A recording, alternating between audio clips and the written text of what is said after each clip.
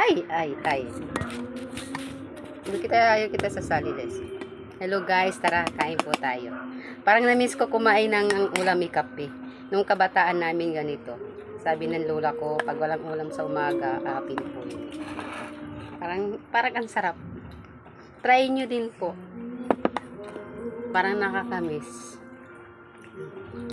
Pero kumain na ako, nagutom pa rin ako. Ganito palang epekto pag bagong gising eh. Dalawa kami, nagtatago yung isa. Na-miss din niya kasi. Kasi nag-aaral kami itong namin pag wala kaming ulam. Kape. Pero trinay ko, masarap pa rin po. Kanyaman-yaman.